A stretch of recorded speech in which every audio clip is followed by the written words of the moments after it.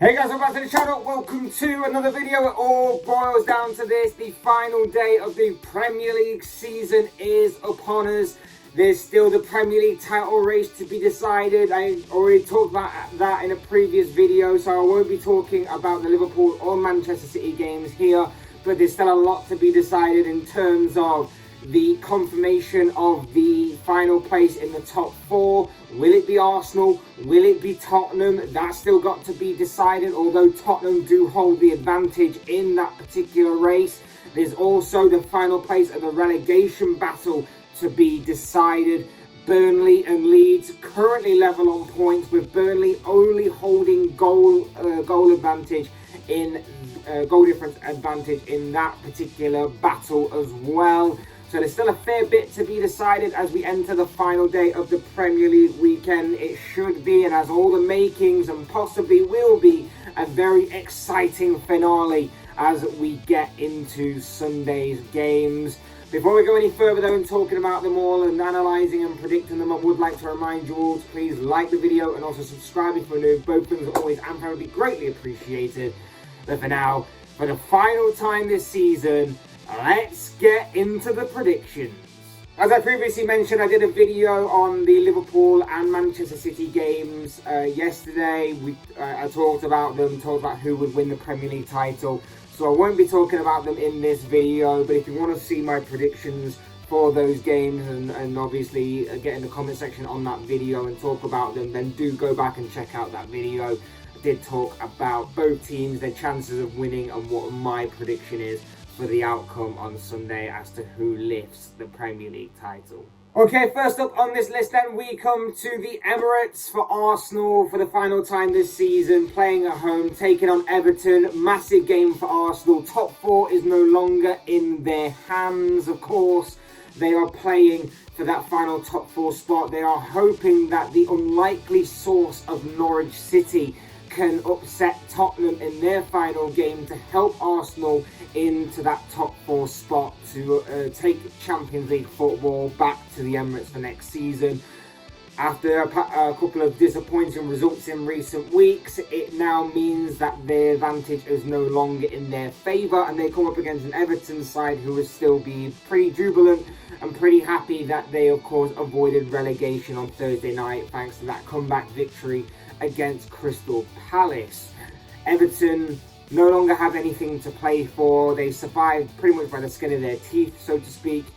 But they'll be in a good mood. Arsenal need to obviously win to try and put pressure on Spurs in their game against an already relegated side. So the advantage isn't in their favour at all, it seems. But we've seen stranger things happen, and maybe Tottenham will go and do a Tottenham and bottle it right at the final day. Who knows? It's still up in the air. I would expect Arsenal, despite the fact they've had a couple of bad results, to go on and win this game. I don't think Everton have. I think Everton have been fighting a lot these past few weeks to try and stay up. I don't think they'll have anything left in the tank. I think they'll just want to get this season out of the way and done with, play the formality of this last game for them and just get on with it. So I am going to go for an Arsenal victory. I think they've got more to play for and therefore will actually win. But I don't think it'll have too much of an outcome on the top four race, as you'll see later in the video. I'm going to go for a 2-1 Arsenal win. Next up, Brentford take on Leeds United. Another big game because this one is involved in a relegation battle. Brentford are safe and sound and secure, of course, but Leeds United are in that bottom three going into the final day of the season. They are level on points with Burnley, but they don't have the goal difference in their advantage. So therefore they are in the bottom three due to that. Burnley obviously take on Newcastle this weekend, and whilst both teams have obviously a tough game, they are playing sides that are not really challenging or battling for anything. So I think it does sort of open the playing field a little bit. Of course, the whole those players might be on the beach thing may not be necessarily true. They've still got players in there that are battling for their careers, battling to stay in the club, battling for things like that. So that could be interesting to watch as well. And for this game in particular, Brentford have obviously been in some good form recently. with a couple of hiccups here and there, whilst Leeds obviously have given themselves a bit of a fighting chance with a couple of good points in recent weeks. But it might be one step too far. I don't know what's going to happen this weekend, but I can obviously make a prediction that I think that nothing changes as far as the bottom three goes. I don't think Burnley will have too good of a time against Newcastle, but I think they may be safe because I think that Brentford may hold Leeds here. A draw, certainly not at the realms of possibility. We have seen obviously Leeds pick up a couple of good points and draws in recent weeks, but I think that Brentford may just have too much in the final third for them to contend with, and that is why I'm going to go for a 2-1 Brentford win. We're next at the Amex Stadium for Brighton taking on West Ham. Brighton will want to continue their good end to the season. They've picked up some very good performances in recent wins in recent weeks. And obviously they're finishing off the season pretty strongly. They're looking on course for a very good finish to the season. They haven't really got anything to play for in this game, but like I say, they've actually come on strong these past few weeks against the West Ham side, who, depending on if results go in their favour, particularly the Crystal Palace versus Manchester United game, could finish sixth this season, and taking David Moyes to 2 consecutive top 6 finishes for the Hammers, which could be a very, very impressive factor to look at for David Moyes' side, especially when you consider that West Ham didn't really buy too many a player in either transfer window, and they've also had European football to contend with, along with multiple amounts of injuries as well. So I think it's been a very good season for West Ham, and obviously it could get even better with a top 6 finish should Crystal Palace get a good result against Manchester United, and obviously West Ham win this game. However, Brighton are in good form. West Ham have a few injury issues and a few suspension issues and so on and so forth. I reckon that this game will end in a draw. I'm going to call it down the middle. Could be difficult to separate these two teams. I'm going to go for a 2-2 draw come the end of the game. Next, we're at Stamford Bridge, again for the final time this season. Chelsea taking on Watford. Bit of a London derby this one. Chelsea against the Hornets. The Blues against the Hornets.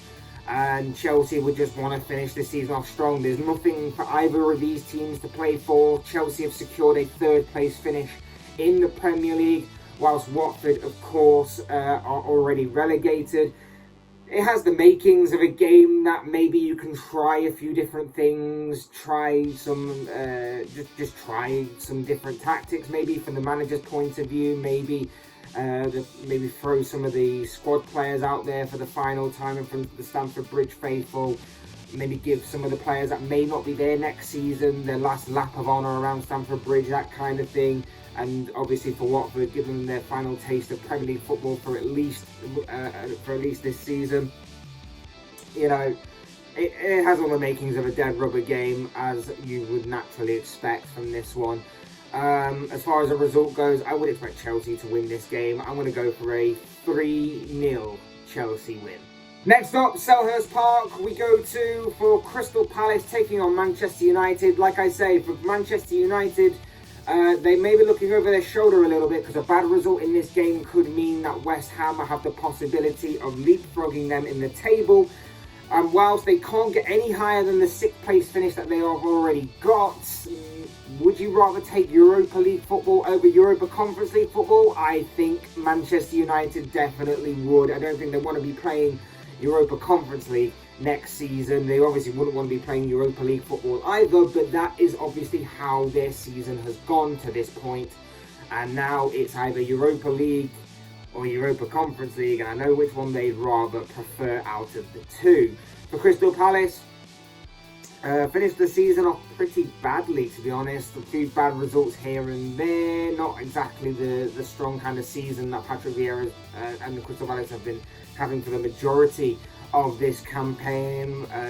Obviously heavily expressed in the way that they lost midweek to Everton after being 2-0 up to losing 3-2. But maybe a chance of redemption here, maybe something to end the season off strong in front of the Selhurst Park faithful, and obviously to condemn United to yet another defeat and to end their miserable season even more. United will obviously be boosted by the fact that Erik ten Hag began work this week. He won't be in the dugout for this game, but I imagine he will be in attendance watching this game and obviously looking over things for next season. As far as this game goes, Palace are a difficult side to beat at home. United not exactly in great form right now.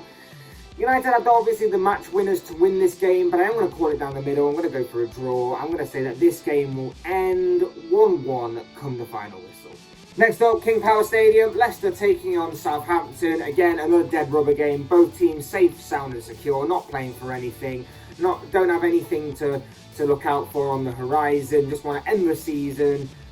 Again, like similar to the Chelsea-Watford game, maybe this is a chance for Leicester players to try some, or both managers to try something different. The Leicester players to maybe get one last lap of honour around the King Power Stadium for this season, maybe for their careers, depending on who's going to be moved on in the summer, and so on and so forth. And whilst for Southampton, might be a nice way to end the season with a win away from home, might be a nice way to try some things, maybe get some players that don't normally play out on the pitch, maybe get a few youngsters involved, so on and so forth. Could be an interesting game in that aspect to see some players maybe for the future, but you know, it's a dead rubber game at the end of the day, so it doesn't really matter too much. As far as the prediction goes, you know what, I'm going to go for a Leicester win. I'm going to say that Leicester win this game by 2-1, and it's going to be a good end to the season for Brendan Rodgers' side. The penultimate game on this list sees us at Carrow Road. Tottenham are making the journey to Norwich to take on the Canaries. And like I said before, Spurs obviously hold all the cards in this top four race between themselves and Arsenal, as they hold the points and goal difference tally as well in their favour. They just need to win this game to secure top four for themselves, whilst all the hopes of Arsenal Football Club and everybody associated with Arsenal Football Club are resting on a Norwich side who failed to keep clean sheets, failed to defend, and failed to score plenty of goals. That all of their hopes are pinning on that Norwich side to do them a favour, to beat Tottenham and give them all the hope and chance in the world of qualifying for the Champions League. Yeah, that Norwich side. Sorry to say, Arsenal fans, but I don't think Norwich will be doing you a favour. Madder things have happened, and maybe Tottenham will go and do a Tottenham and bottle it on the final day of the season to an already relegated side. That is possible that could happen. Remember, when the pressure is on Spurs, that's when Spurs tend to bottle it the most. And maybe that might happen again this Sunday, but it is extremely unlikely, and I personally highly doubt that will happen. You've also got the added incentive of the likes of Heung-min Son, who is chasing the golden boot from Mohamed Salah, so he'll be desperate to get on the score sheet at least more than once on this final day to make that happen.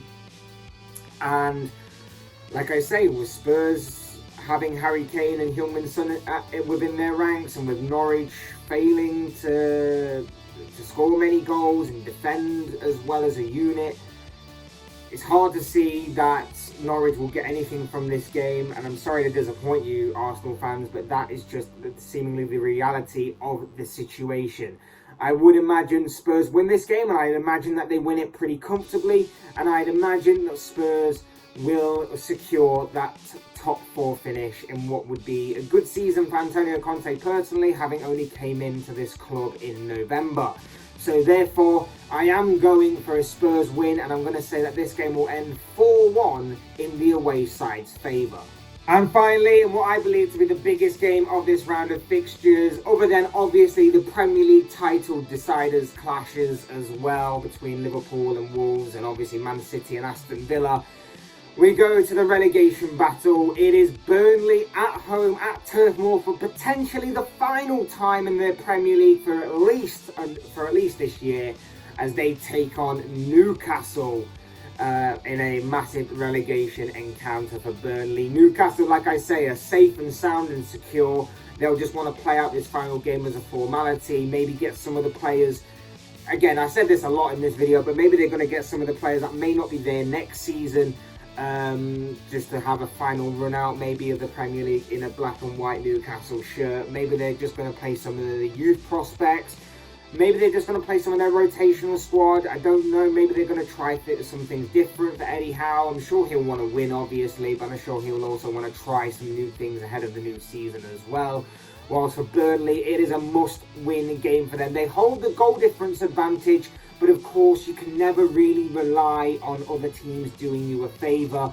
And if they are to slip up in this game, and if they're not to, if they are to draw or lose, that obviously opens the door for, if Leeds do beat Brentford, for Leeds to go above them and secure their Premier League status, whilst condemning Burnley to the Championship. So there's a lot riding on those two games in particular, and I think this game may be the biggest of the lot, because whilst Leeds could get something at Brentford, I'm not 100% sure that Burnley could get something at Newcastle, even with the possible rotation and everything that may go on with the Magpies in this game.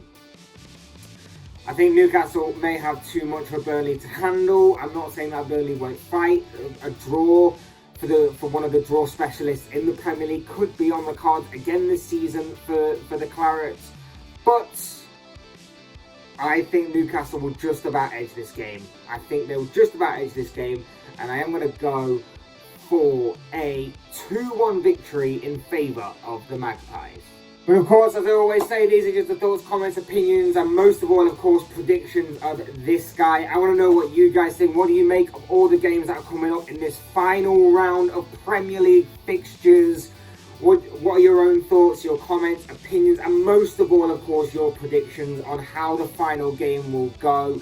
Who do you see claiming that final top 4 spot? Will there be a madness with Spurs bottling it? Will Arsenal leapfrog them and take advantage, or will Spurs do what is expected of them and beat an already relegated side to confirm their top 4 status and Champions League football for next season? And what will happen at the bottom of the Premier League? Will Burnley or Leeds be the ones to be relegated this weekend? And of course, as I mentioned earlier, do go back, check out the video that I made on the Premier League title decider this weekend. Will Manchester City do what is expected of them and beat Aston Villa, or will there be another twist in what has been an epic title race this season? I'd love to know your guys' thoughts, comments, opinions, predictions. Obviously, most of all, predictions down below in the comment section, because I'm sure they'll all make for interesting reading. Otherwise, hit that like button on the way out if you enjoyed the video. Subscribe if you're new or want to see more content like this. Both things always and forever be greatly appreciated. And as always, thank you all so much for watching and listening. I've been Fletch. This has been another Premier League prediction show for the final time of the 2021-22 season. And I will see you all again soon in another video.